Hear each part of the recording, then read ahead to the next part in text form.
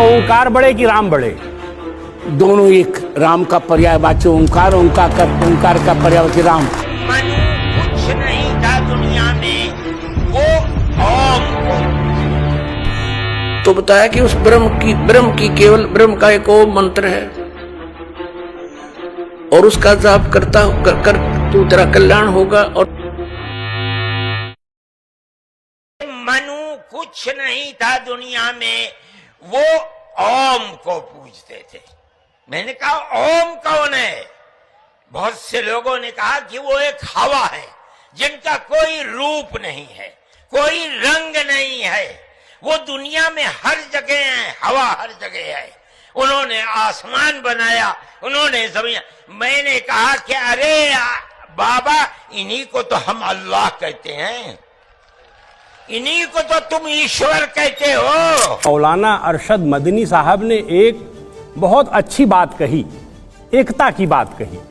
उन्होंने कहा कि जो अल्लाह है और जो ओंकार है, ये दोनों में दार्शनिक रूप से एकता है। इस पर आप क्या कहना चाहते हैं? मैं सुनना चाहता हूं, समझना चाहता हूं, क्योंकि मंच पर विवाद खड़ा हो गया। मैं तो ये नहीं कहना चाहता, मैं यही कह रहा हूं कि ओंकार शब्द शास्त्रीय है। अब अल्लाह शब्द उनका कहाँ से शास्त्रीय हो तो वो जाने।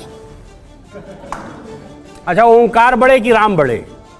दोनों एक। राम का पर्यायवाची ओंकार, ओंकार का पर्यायवाची राम। महाराज जी बस रुक जाइए। निराकार ओंकार मूलम तुरीयम। आप मुझे बोलने देंगे तो मैं बताऊं। अब प्रश्न तो आप सुन लेंगे तब ना। मैंने सुन लिया। नहीं, अभी कहाँ सुना? मैंने सुन लिया भाई। निराकार किया मैंने भी प्रश्न। आप निराकार ओंकार मूलम दोनों एक कैसे हो जाएगा? राम साकार है, ओंकार निराकार है। पहले आप या तो आप या झगड़ा कर लें या सुन। नहीं आचार्य जी आप बताइए। आपके चरणों में प्रणाम। नहीं, निराकार का अर्थ होता है निर्गता आकार यस्मात्, जिनसे सभी आकार निकले हैं। तो इसके समझने के लिए हमें थोड़ा समय चाहिएगा। अब जैसे देवी भागवत में, देवी पुराण में देवी जी उस हिमालय राजा को ज्ञान दे रही है और उसको बता रही है कि तू सब पूजाएं छोड़ दे, मेरी पूजा भी मत करना यदि तुझे आत्म कल्याण चाहिए। अब जितना इसको ज्ञान था कि कैसे आत्म कल्याण कितना मानती थी, तो बताया कि उस ब्रह्म की केवल ब्रह्म का एक ओम मंत्र है, और उसका जाप करता कर तो तेरा कल्याण होगा। और जो वो ब्रह्म लोक में रहता है वहां चला जाएगा। देखिएगा, यह देखिएगा देवी भागवत, यह गीता प्रेस गोरखपुर से प्रकाशित है। संक्षिप्त देवी भागवत यानी देवी पुराण, संपादक हनुमान प्रसाद पोदार, चिमन लाल गोस्वामी।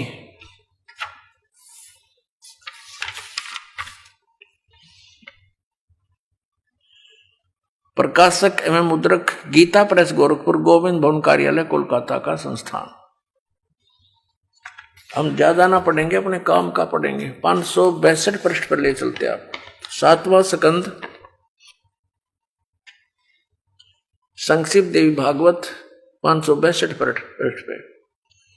यहां देवी के द्वारा हिमालय को ज्ञानोपदेश, ब्रह्म स्वरूप का वर्णन देवी जी कहने लगी। पहले तो अपने बारे में बताती है, फिर कहती है कि उस ब्रह्म का क्या स्वरूप है यह बतलाया जाता है, जो प्रकाश रूप सबके अत्यंत समीप में स्थित, हृदय रूप गुहा में स्थित होने के कारण गुहाचर नाम से प्रसिद्ध और महान पद अर्थात परम प्राप्य है।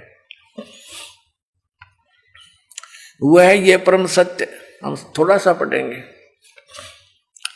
अमृत अविनाशी तत्व है, सौम्य उस वेद ने योग्य लक्ष्य का तुम वेदन करो, मन लगाकर उसमें तन्मय हो जाओ। यहां देखना, उस एकमात्र परमात्मा को जाने, दूसरी सब बातों को छोड़ दे। यानी सबकी पूजा, इवन अपनी पूजा को भी छोड़ने को कह रही है देवी जी। यही अमृत रूप परमात्मा के पास पहुंचाने वाला पुल है। संसार समुद्र से पार होकर अमृत स्वरूप परमात्मा को प्राप्त कराने का सुलभ साधन है। इस आत्मा का ओम के जप के साथ ध्यान करो, ओम नाम जाप करो उसका। इससे अज्ञान में अंधकार से सर्वथा परे और संसार समुद्र से उस पार जो ब्रह्म है उसको पा जाओगे। ओम के नाम से ब्रह्म प्राप्ति होगी। तुम्हारा कल्याण हो। और वो ब्रह्म कहाँ रहता है? वह यह सबका आत्मा ब्रह्म, ब्रह्मलोक रूप दिव्य आकाश में स्थित है। वह ब्रह्म लोक में रहता है और ओम के नाम से तुम उस ब्रह्म को प्राप्त हो जाओगे, पा जाओगे। और वो कहाँ रहता है? ब्रह्मलोक में। अब क्या सिद्ध हुआ कि ओम नाम के जाप करने से कौन सी परम गति है? ब्रह्मलोक प्राप्ति है। श्रीमद् भगवद गीता अध्याय नंबर 8 के श्लोक नंबर 16 ने स्पष्ट कर दिया है कि वहां गए हुए भी जन्म मृत्यु में रहेंगे, पुनः लौट कर आएंगे। अब हम फिर आते हैं दोबारा श्रीमद् भगवद गीता पर, देखिएगा। अब ये स्पष्ट हो गया श्रीमद् भगवद गीता अध्याय नंबर 8 में के मंत्र नंबर 13 में इसने स्पष्ट कर दिया है कि ओम इति एकाक्षरम ब्रह्म व्यवहारण माम समरण यह प्रियाति तदन देहम स याति परमाम गतिम। माम ब्रह्म, मुझ ब्रह्म का यह एक अक्षर, ओनली वन मंत्र ओम है। माम ब्रह्म माने मुझ ब्रह्म का। ओम इति एक अक्षरम, केवल यह एक अक्षर है, नथिंग एल्स।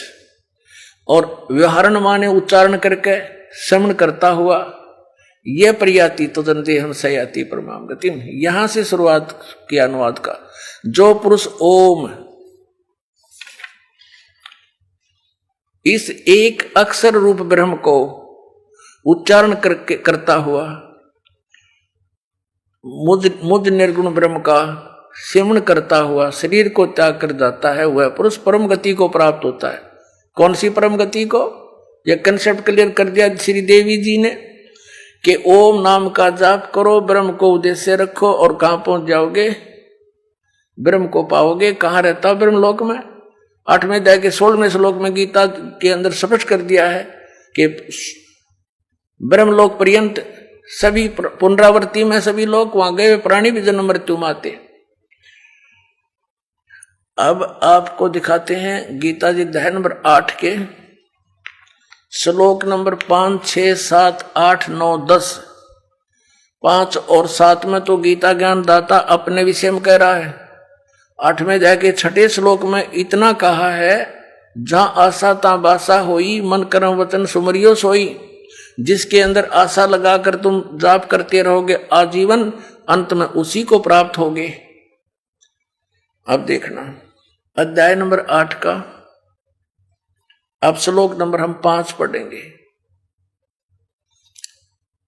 अब हमने ये भी पढ़ लिया था, अब थोड़ा सा फिर रिमाइंड कराते हैं, भूल गए होंगे। 8वें अध्याय के प्रथम मंत्र में गीता ज्ञान दाता से अर्जुन ने पूछा किम तत्परम। आपने 7वें अध्याय के 29वें श्लोक में जिस तत्परम को तत् ब्रह्म, उस ब्रह्म को, संपूर्ण अध्यात्म को, संपूर्ण कर्मों को जानते हैं, वो जो मेरे शरण होकर जरा और मरण से छूटने के लिए प्रयत्न करते हैं, वे पुरुष तत्ब्रह्म को,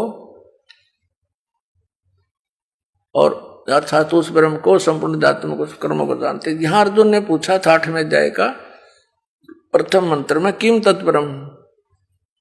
इस गीता ज्ञानदाता ने 8वें अध्याय के 3रे श्लोक में, 8वें अध्याय के ये 3रे श्लोक में उत्तर दिया, वह परम अक्षर ब्रह्म है।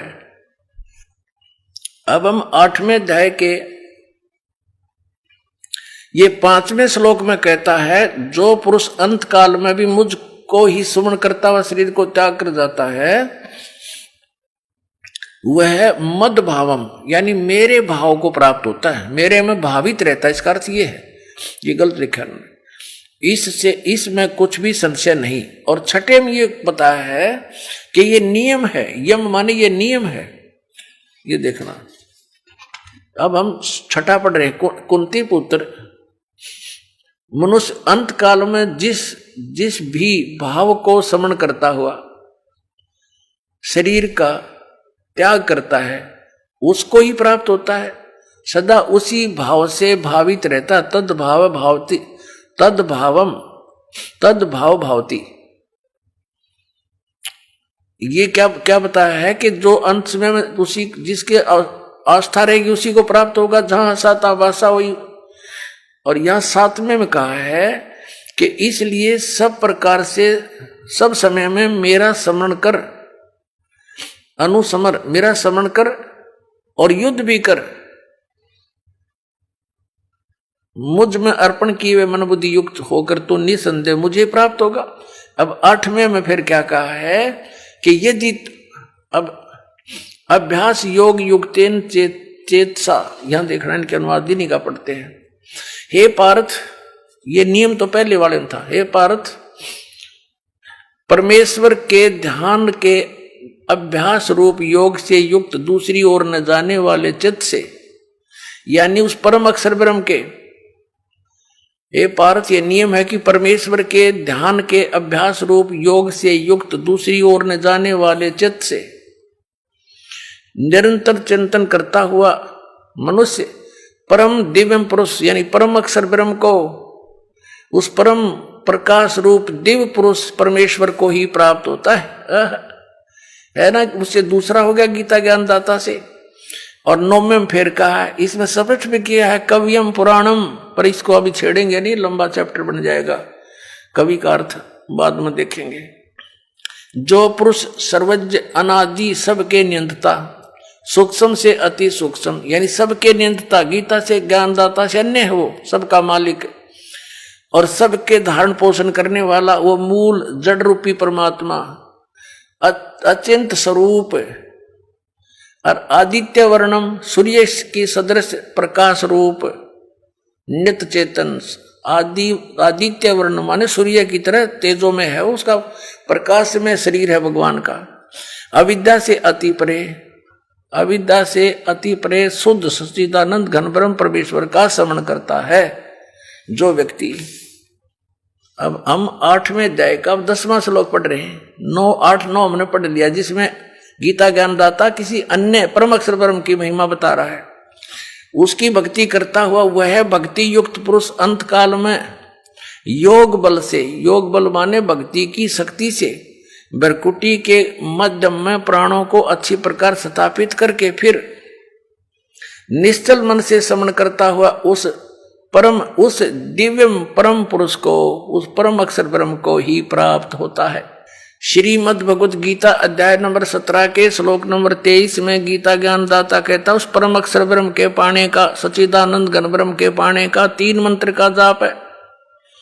ओम तत्सत, अपना तो इसने सार्वजनिक कर रखा है, और तत् और सत का इसको ज्ञान नहीं, क्योंकि इसने उस समय आवेश में आकर के परमात्मा के उस ज्ञान का नाश कर दिया। फिर परमात्मा आकर वो ज्ञान बोलते हैं स्वयं अपने अन्य रूप धारण करके,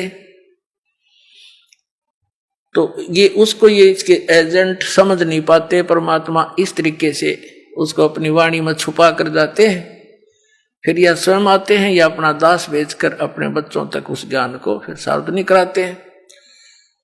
अब 17वें अध्याय के 23वें श्लोक को फिर दिखाते हैं आपको, देखिएगा।